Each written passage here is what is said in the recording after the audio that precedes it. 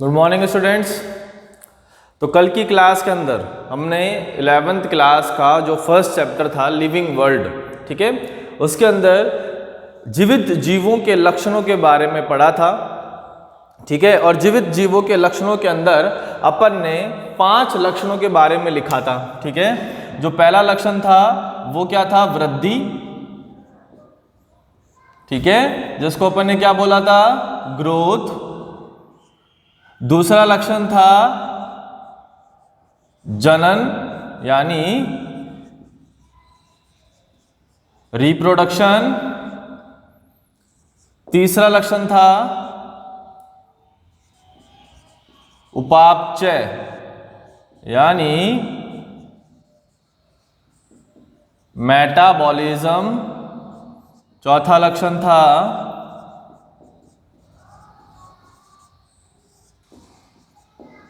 कोशिकीय संगठन, cellular organisation, okay. और जो 5वां कैरेक्टर था वो था आपके चेतना।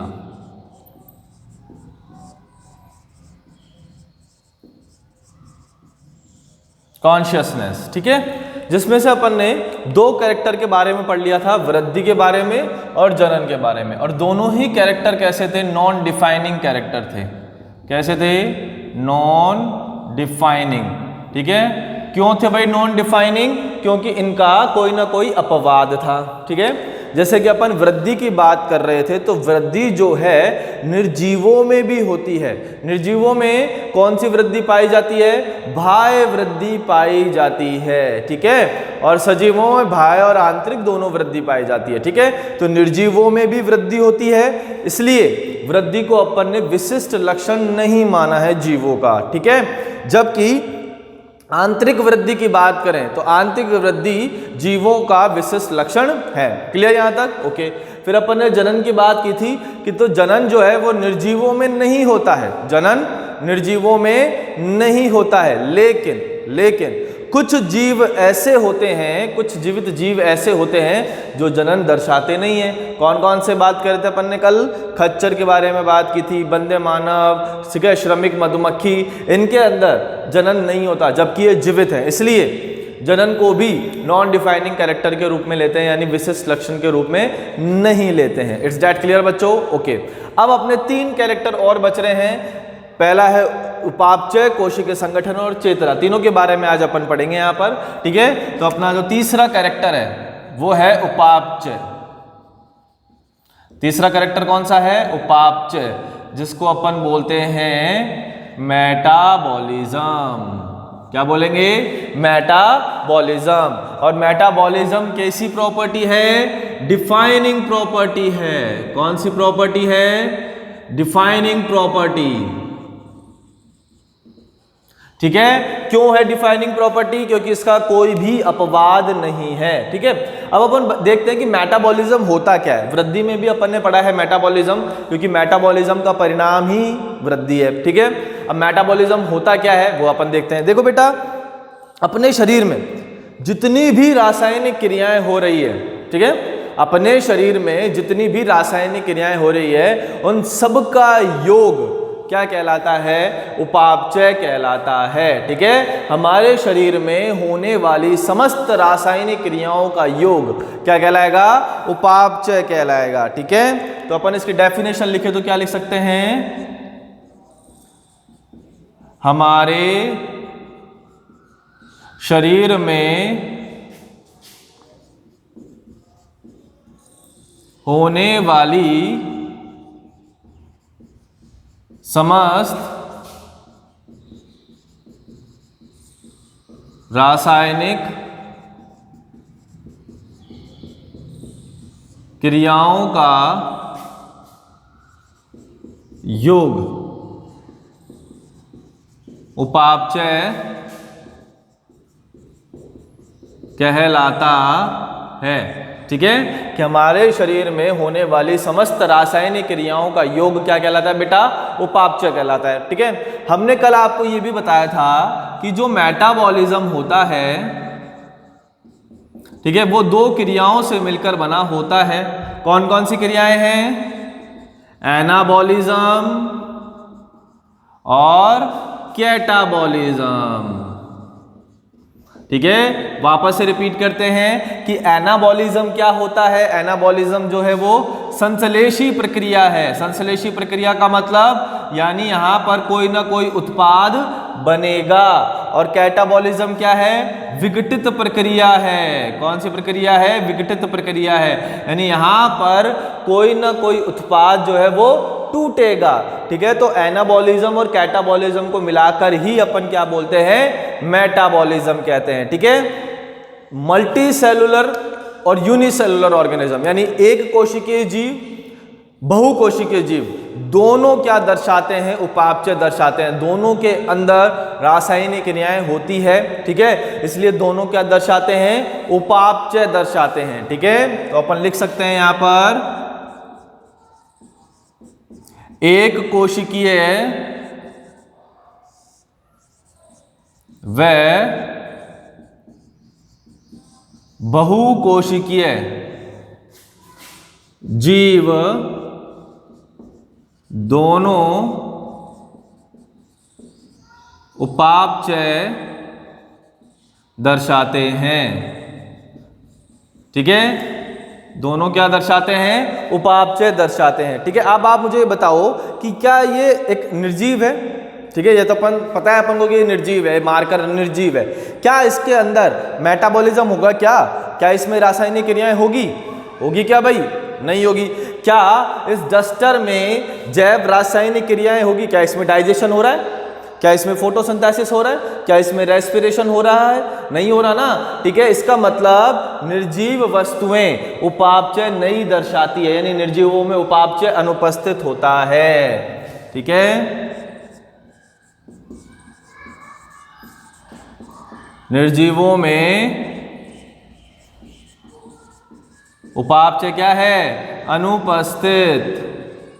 तो क्या अब अपन कह सकते हैं कि मेटाबॉलिज्म एक डिफाइनिंग प्रॉपर्टी है, क्योंकि ये सिर्फ और सिर्फ किन में पाई जा रही है? जीवित जीवों में पाई जा रही है। ठीक है, निर्जीवों में ये क्या है? अनुपस्थित है। इसलिए उपापचय को अपन क्या कह सकते हैं? विशिष्ट लक्षण। ठीक है, तो अपन लिख सकते हैं इसलिए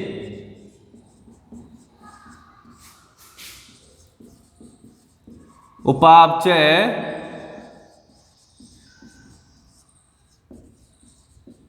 जीवित जीवों का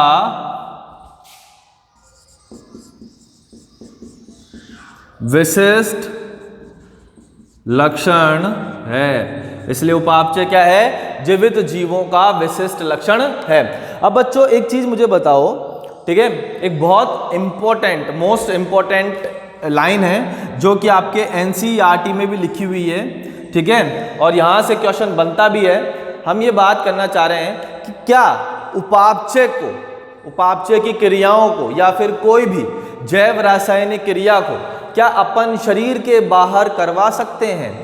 बताइए, क्या हम किसी भी रासायनिक अभिक्रिया को शरीर के बाहर करवा सकते हैं? ठीक है, तो इसका आंसर क्या होगा? यस, हम जैव रासायनिक अभिक्रियाओं को शरीर के बाहर करवा सकते हैं। जैसे कहां पर? टेस्ट ट्यूब के अंदर, परख नली के अंदर। ठीक है, परख नली में या इन विट्रो कंडीशन के अंदर अपन क्या कर सकते हैं? उपापचय की क्रिया को बाहर करवा सकते हैं। जैसे कि आपने 10th क्लास में पाचन पढ़ा होगा बेटा। 10th क्लास में क्या पढ़ा है? पाचन। ठीक है, मुख गुहा में पाचन पढ़ा था आपने। तो मुख गुहा के अंदर आपने क्या किया था? भोजन जैसे ही ग्रहण किया तो मुख गुहा के अंदर लार स्त्रावित होता है, और लार के अंदर कौन सा एंजाइम होता है? अमाइलेज एंजाइम होता है नहीं होता है अमाइलेज एंजाइम। ठीक है, जो उस भोजन को यानी स्टार्च को किस में कन्वर्ट कर देता है? माल्टोज में कन्वर्ट कर देता है। ठीक है, यानी मुख गुहा में स्टार्च का आंशिक पाचन होता है। क्लियर यहां तक? तो क्या अपन इस अभिक्रिया को बाहर, अपने शरीर के बाहर संपन्न करवा सकते हैं? देखो कैसे करवा सकते हैं कि अपन ने एक टेस्ट ट्यूब ले ली, एक कांच की परख नली ली अपन ने। ठीक है, अपन ने क्या लिया है? एक कांच की परख नली ली है इस तरीके से। ठीक है, और इसके अंदर अपन ने मिला दिया है स्टार्च। अब स्टार्च जो है वो अपने आलू के अंदर होता है, आलू का जो मांड होता है, ठीक है, या फिर चावल का जो मांड होता है उसके अंदर क्या होता है, स्टार्च होता है कि नहीं होता है, ठीक है। तो यहां पे अपन ने डाल दिया स्टार्च, ठीक है, स्टार्च डाला अपन ने, ओके। अब स्टार्च डालने के बाद अपन ने क्या किया है, यहां पर देखो कि अपन ने यहां पे लार मिला दी, क्या मिला दी, लार।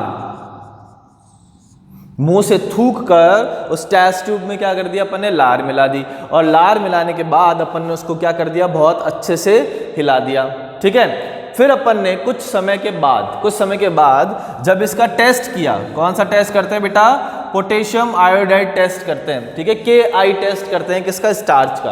अगर वहां पर स्टार्च होता तो कौन सा कलर आता, पर्पल कलर आता, ठीक है, लेकिन यहां पर स्टार्च नहीं था, क्यों, क्योंकि स्टार्च किस में बदल गया, माल्टोज में, और पर्पल कलर नहीं आया। इसका मतलब यहां पे स्टार्च का पाचन हो चुका है, ठीक है। इट मीन्स क्या हुआ बच्चों कि हमने उपापचय की क्रिया को शरीर के बाहर संपन्न कराया है, ठीक है, उपापचय की क्रिया को शरीर के बाहर संपन्न कराया है।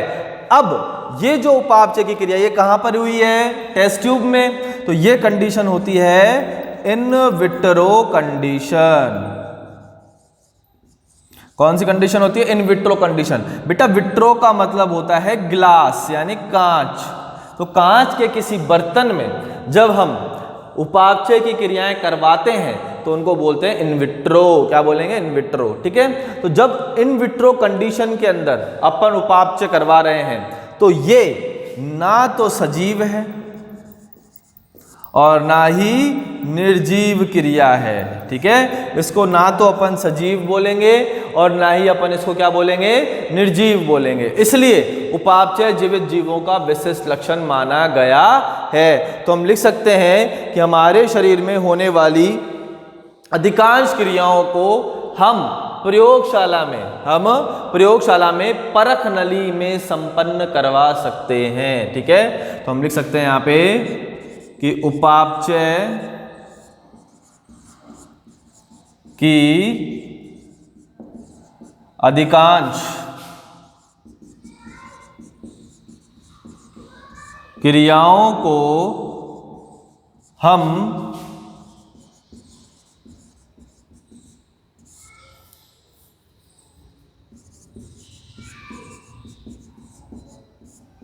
शरीर के बाहर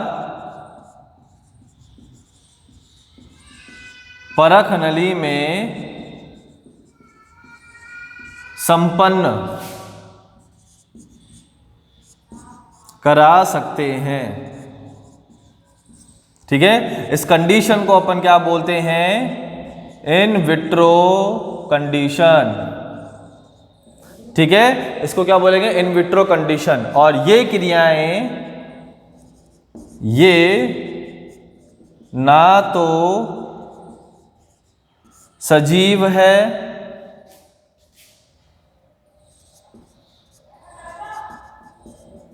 और ना ही निर्जीव, इसलिए हम उपापचय को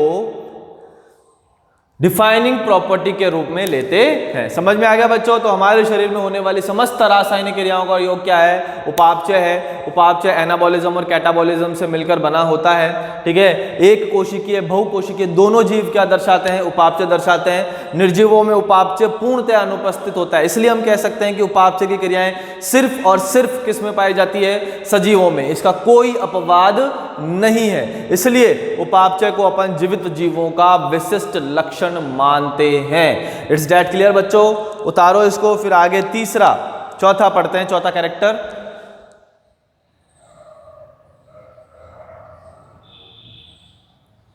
ठीक है, तो हम चौथा कैरेक्टर इसके अंदर पढ़ते हैं क्या, कोशिकीय संगठन। चौथा कैरेक्टर कौन सा पढ़ने वाले हैं, कोशिकीय संगठन यानी सेलुलर ऑर्गेनाइजेशन। ठीक है, इसको मिटाते हैं।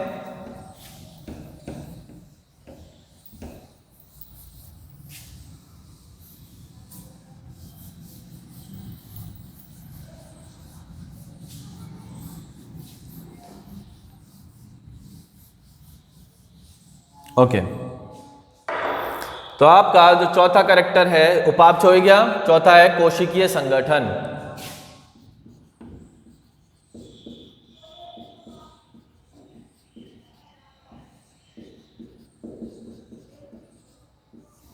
ठीक है, जिसको अपन बोलते हैं सेलुलर ऑर्गेनाइजेशन।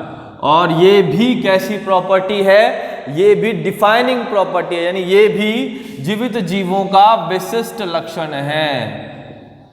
कौन सी प्रॉपर्टी है? Defining properties.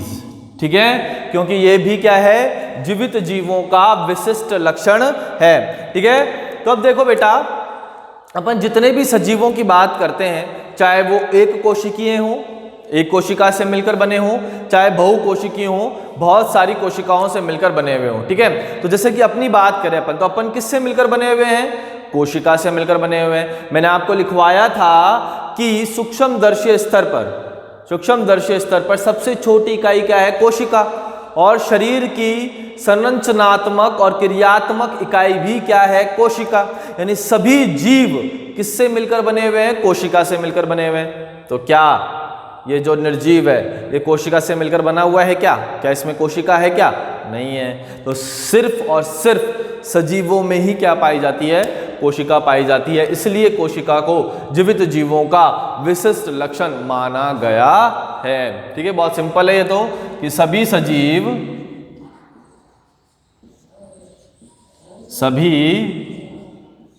सजीव या जीवित जीव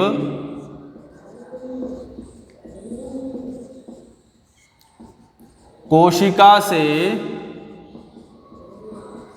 मिलकर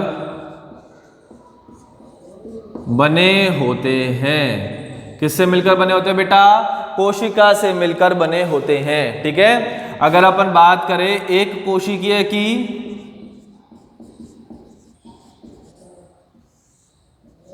एक कोशिकीय जीव की बात करें, तो एक कोशिकीय जीव एक कोशिका से मिलकर बना होता है।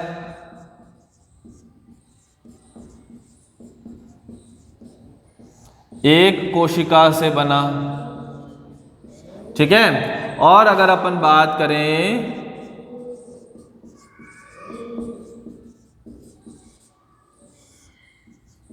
बहुकोशिकीय जीव की, तो बहुकोशिकीय जीव दो या दो से अधिक कोशिकाओं से मिलकर बना होता है।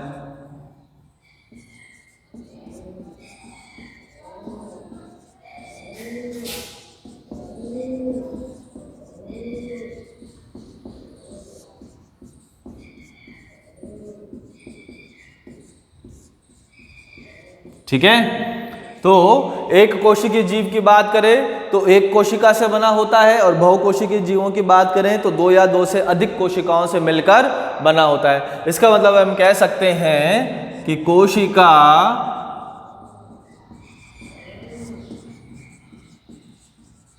सजीव की संरचनात्मक व क्रियात्मक इकाई होती है। कोशिका क्या है? शरीर की संरचनात्मक व क्रियात्मक इकाई। ठीक है, ओके, ये निर्जीवों में नहीं पाई जाती, इसलिए अपन क्या कह सकते हैं कि कोशिका जीवित जीवों का विशिष्ट लक्षण होती है। क्लियर? यहां तक समझ में आ गया आपको? कोई दिक्कत? ठीक है, तो ये चौथा कैरेक्टर अपना हो चुका है कोशिकीय संगठन। क्लियर? अब अपन पांचवा कैरेक्टर पढ़ने वाले हैं और लास्ट कैरेक्टर पढ़ने वाले हैं कॉन्शियसनेस, जिसको अपन ने क्या बोला है? चेतना। ठीक है, तो पांचवा कैरेक्टर पढ़ते हैं बेटा। ये उतार लिया ना आपने?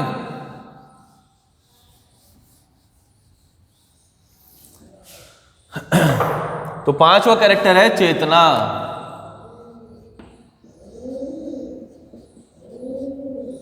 जिसको अपन बोलते हैं कॉन्शियसनेस। और चेतना को भी क्या कहा गया है? चेतना को भी डिफाइनिंग प्रॉपर्टी के रूप में लिया गया है। यानी चेतना को भी विशिष्ट लक्षण कहा गया है। क्यों? क्योंकि ये भी निर्जीवों में नहीं पाई जाती है। ठीक है, अब बात करते हैं बेटा कि चेतना क्या होती है, ये अपन बात करते हैं। ठीक है, तो आपने कभी थप्पड़ खाया है मम्मी के हाथों का? अरे बिल्कुल खाया होगा, सबने खाया होगा। ठीक है, जैसे ही आपके थप्पड़ पड़ता है तो आप क्या करते हो?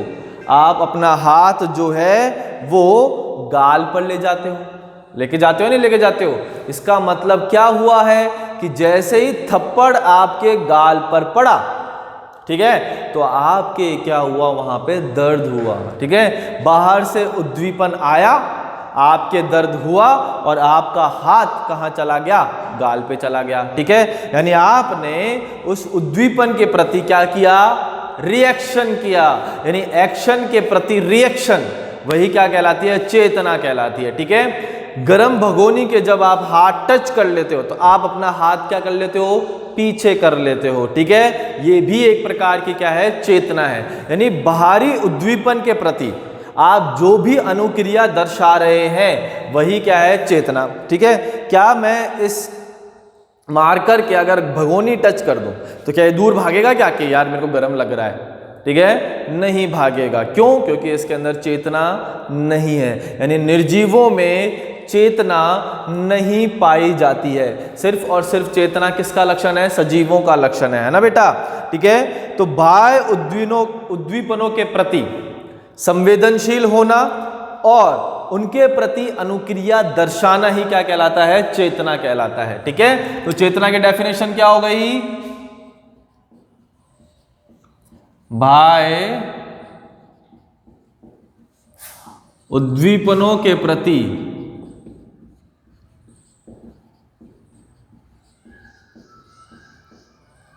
संवेदनशील होना तथा उनके प्रति अनुक्रिया दर्शाना।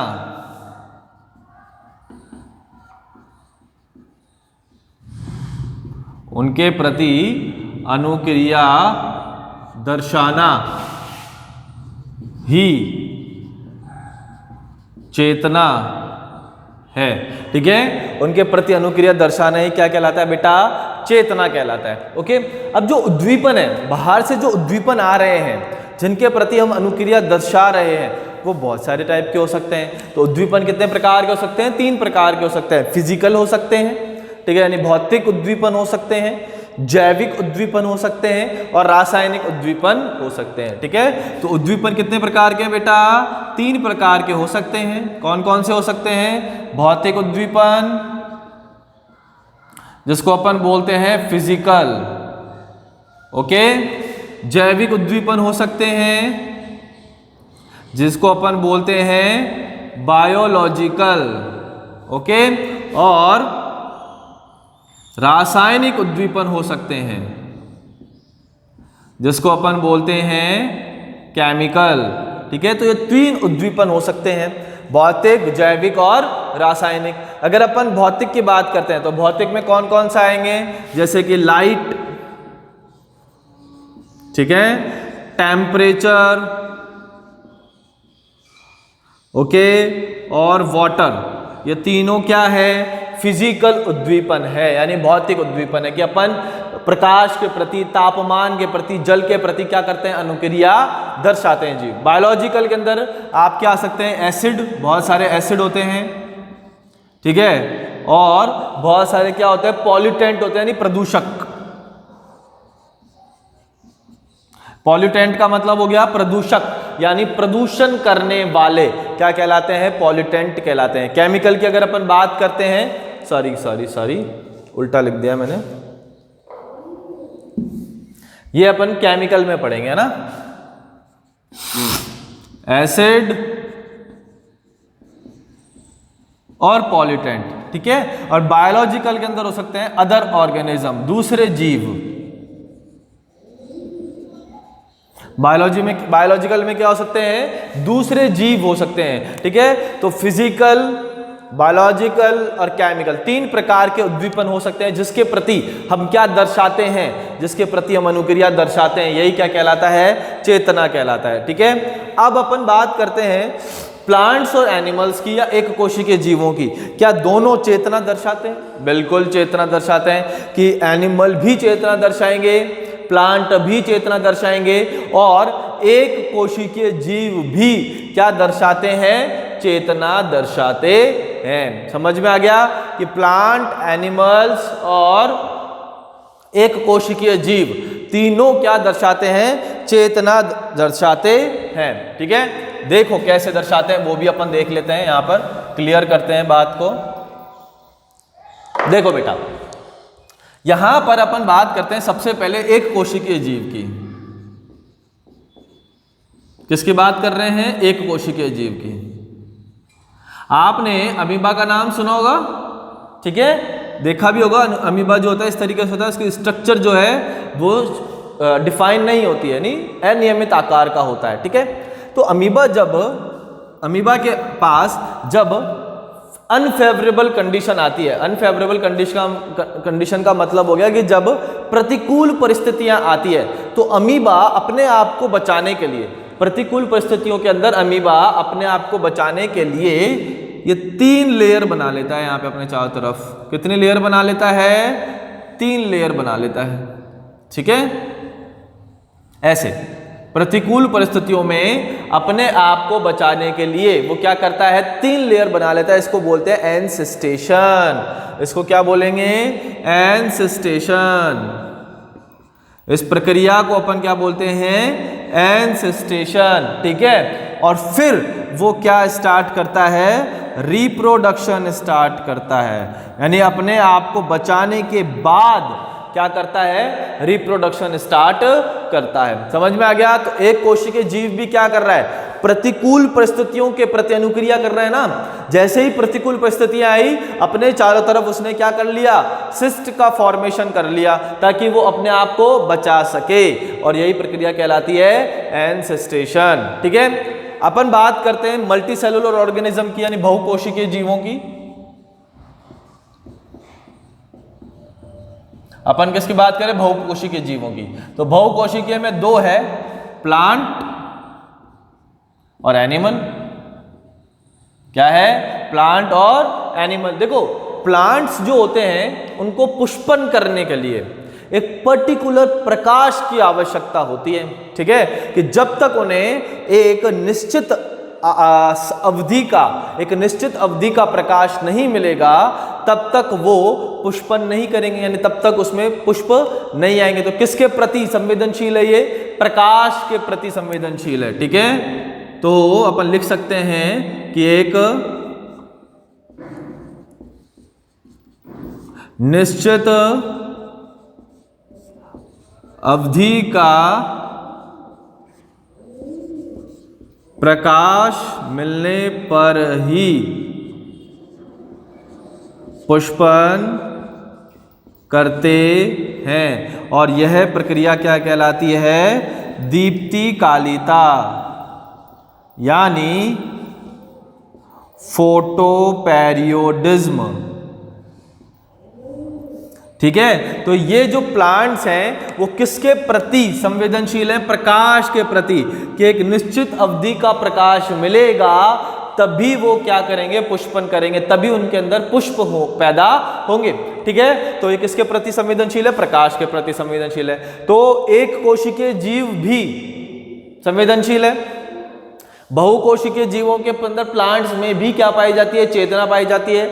और अगर अपन एनिमल्स की बात करते हैं, तो एनिमल्स जो है ब्रीडिंग के लिए, एनिमल्स जो है, बहुत सारे एनिमल्स जनन के लिए किस पे डिपेंड होते हैं, सीजन पर डिपेंड होते हैं, यानी मौसम पर डिपेंड होते हैं। कि जैसे कि डॉग की बात करें अपन, कुत्ते की बात करते हैं, तो कुत्ता जो है जनन कब करेगा, बरसात वाले मौसम में, रेनी सीजन में। ठीक है, तो कुत्ता किस पे डिपेंड है, जीवी तो है ना, एनिमल ही तो है कुत्ता, वो किस पे डिपेंड है, सीजन पे डिपेंड है। इसका मतलब उसके अंदर क्या पाई जा रही है, चेतना।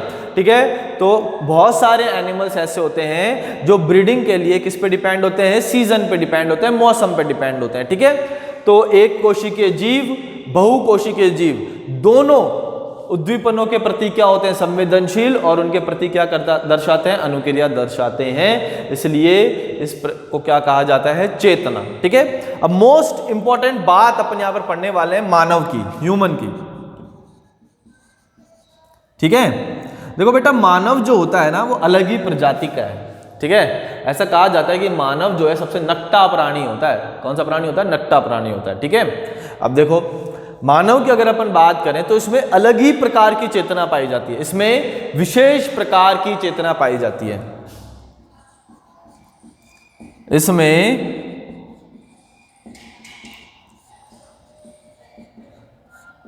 विशेष प्रकार की चेतना पाई जाती है, और वो चेतना क्या कहलाती है, स्वचेतना। क्या बोलते हैं उसको, स्वचेतना। ठीक है, तो मानव में क्या पाई जाती है बेटा, स्वचेतना पाई जाती है। क्यों पाई जाती है, क्योंकि मानव का तंत्रिका तंत्र सबसे विकसित प्रकार का तंत्रिका तंत्र है। क्योंकि मानव का तंत्रिका तंत्र सबसे विकसित प्रकार का होता है। तो बेटा स्वचेतना की अगर अपन बात करते हैं कि स्वचेतना क्या होता है, ठीक है, तो अपन एक सिंपल डेफिनेशन में देखें। स्वचेतना का मतलब हो गया स्वयं के होने का एहसास, स्वयं के होने का एहसास। ठीक है, क्या आज आप ऑनलाइन क्लास ले रहे हो घर पे बैठ के, ठीक है, तो आपको पता है कि हम क्या कर रहे हैं।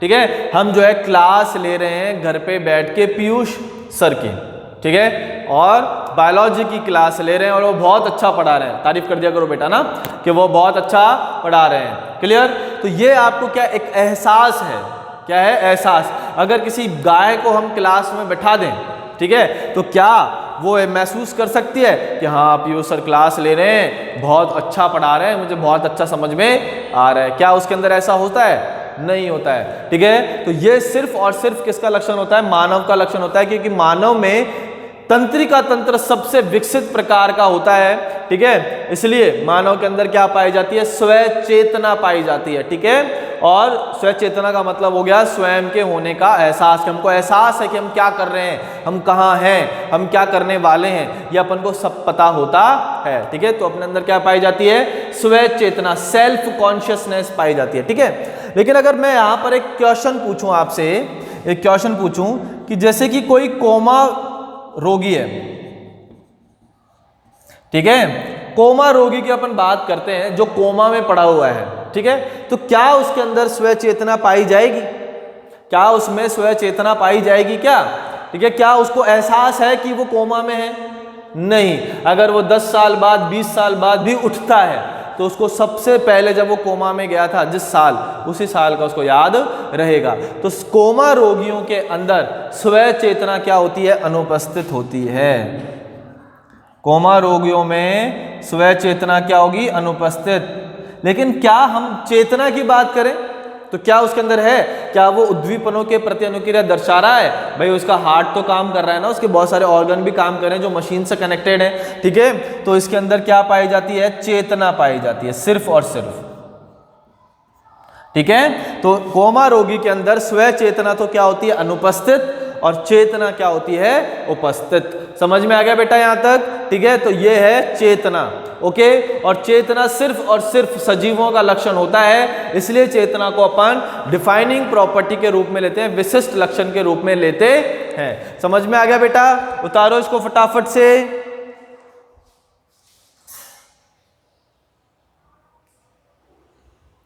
ओके, कोई दिक्कत है यहां तक, ठीक है बेटा।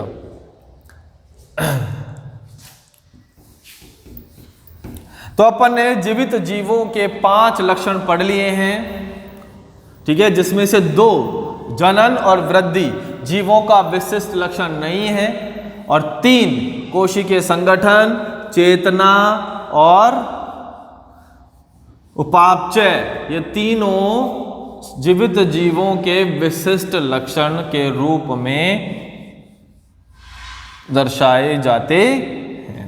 ठीक है, अब एक छोटा सा टॉपिक और है, वो भी हम यहां पे देख लेते हैं, जिसका नाम है होम्योस्टैसिस।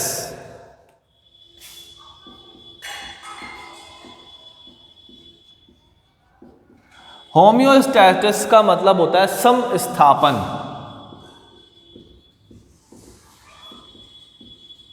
होम्योस्टैसिस का मतलब क्या होता है? समस्थापन। ठीक है, तो देखो समस्थापन क्या होता है कि किसी भी रूप में अगर आप अपने आंतरिक वातावरण को स्थिर कर लो, ठीक है, किसी भी रूप में अगर आप अपने आंतरिक वातावरण को क्या कर लेते हो? स्थिर कर लेते हो, ठीक है, तो वही क्या कहलाता है? समस्थापन कहलाता है। तो अगर अपन इसकी डेफिनेशन देखें,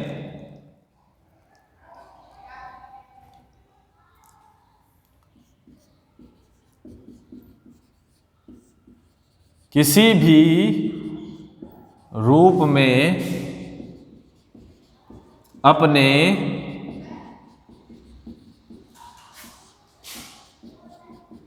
आंतरिक वातावरण में स्थिरता स्थापित करना ही समस्थापन कहलाता है। ठीक है, तो किसी भी रूप में अपने आंतरिक वातावरण में स्थिरता स्थापित करना ही क्या कहलाता है बेटा? समस्थापन कहलाता है। ठीक है, अब इसको एग्जाम्पल के थ्रू पढ़ते हैं। आप एग्जाम्पल अपने आप कॉपी के अंदर लिख लीजिएगा। ठीक है, मैं कुछ एग्जाम्पल्स आपको बता देता हूं। जैसे मान लो कि आप बाहर से आ रहे हो, प्रकाश में से आ रहे हो, एक अंधेरे कमरे में आ रहे हो। ठीक है, जैसे आप एंटर करते हो आपको दिखना बंद हो जाता है कुछ टाइम के लिए। ठीक है, जैसे आप प्रकाश वाली जगह से आप अंधेरे कमरे में आते हो, आपको कुछ टाइम के लिए दिखना बंद हो जाता है, और फिर धीरे धीरे धीरे धीरे आपकी जो आंखें हैं उस वातावरण के लिए क्या हो जाती है? अनुकूल हो जाती है, और आपको धीरे धीरे दिखना स्टार्ट हो जाता है। यानी आपकी आंखों ने क्या किया? स्थिरता स्थापित की। वही क्या कहलाता है? समस्थापन कहलाता है। ठीक है, दूसरा एग्जाम्पल अपन यहाँ पे लिखते हैं। ये एग्जाम्पल बेटा आप लिख लेना अपनी कॉपी के अंदर। ठीक है, दूसरा एग्जाम्पल अपन देखते हैं कि आप एक्सरसाइज कर रहे हो, आप दौड़ रहे हो, भाग रहे हो। तो दौड़ते और भागते टाइम आपकी बॉडी का जो रेट है, हार्ट रेट, वो क्या हो जाता है? बढ़ जाता है। ठीक है, आपकी बॉडी का जो हार्ट रेट है वो क्या हो जाएगा? बढ़ जाएगा। लेकिन जैसे ही आप रिलैक्स फॉर्म के अंदर आओगे, वापस से हार्ट रेट क्या हो जाएगा? नॉर्मल हो जाएगा। ठीक है, ये प्रक्रिया क्या कहलाएगी? समस्थापन कहलाएगी। क्या कहलाएगी? समस्थापन। ठीक है, जैसे ही आप खाना खाते हो तो आपके ब्लड में ग्लूकोज का लेवल बढ़ जाता है, बढ़ता है नहीं बढ़ता है, लेकिन कुछ समय बाद यकृत के अंदर ग्लूकोज को ग्लाइकोजन में कन्वर्ट कर दिया जाता है, और वापस से ब्लड शुगर लेवल जो है नॉर्मल हो जाता है। तो ये भी क्या है? समस्थापन। समझ में आ गया बेटा? तो ये सारे के सारे एग्जाम्पल्स किसके हैं? समस्थापन के हैं। ठीक है, कोई दिक्कत यहां तक समझ में आ गया है आप लोगों को? ओके, कल अपन जो है नया टॉपिक स्टार्ट करने वाले हैं और उसका नाम है सिस्टमैटिक्स। ठीक है, सिस्टमैटिक्स के बाद हम लोग पढ़ेंगे बायो सिस्टमैटिक्स, न्यू सिस्टमैटिक्स, फिर टैक्सोनॉमी पढ़ने वाले हैं अपन, वर्गीकी की क्लासिफिकेशन कैसे किया जाता है। ठीक है, तो इन सब को अपन डिटेल में पढ़ने वाले हैं कल। ओके, 2 या 3 लेक्चर और लगेंगे इसके, और ये चैप्टर का अपना कंप्लीट हो जाएगा, चैप्टर नंबर 1। ठीक है, फिर अपन स्टार्ट करेंगे अगला चैप्टर। ओके, तो आई होप आपको समझ में आ रहा होगा। ठीक है, ओके, एनसीईआरटी का एक एक लाइन अपन कवर अप कर रहे हैं, सब कुछ ले रहे हैं। ठीक है, तो नीट में से बाहर नहीं जा सकता है, बहुत बेफिक्र होके पढ़िए आप। ठीक है, उसके बाद जैसे अपना फर्स्ट चैप्टर कंप्लीट होगा, अपन इसके डीपीपी आपको दे देंगे, जिसके अंदर बहुत सारे ऑब्जेक्टिव क्वेश्चंस होंगे, वो आपको दिए जाएंगे, आप उनको सॉल्व करो, फिर उनकी एक सॉल्यूशन क्लास हम लगा देंगे यहाँ पे। ठीक है, ऑनलाइन। क्लियर? तो वो भी सॉल्यूशन आपके वहाँ पे कंप्लीट कर दिए जाएंगे। It's that clear? आपको समझ में आ रहा है तो आप लाइक कीजिए, सब्सक्राइब कीजिए। ठीक है, और कमेंट बॉक्स के अंदर अपने डाउट जरूर बता दीजिए कि हमको ये चीज़ वापस से समझाओ या रिपीट कर दो, ठीक है। तो कमेंट बॉक्स में आप लिख दिया करो कि हमें समझ में आ रहा है या नहीं आ रहा है, ठीक है बच्चों। Okay, thank you so much, bye.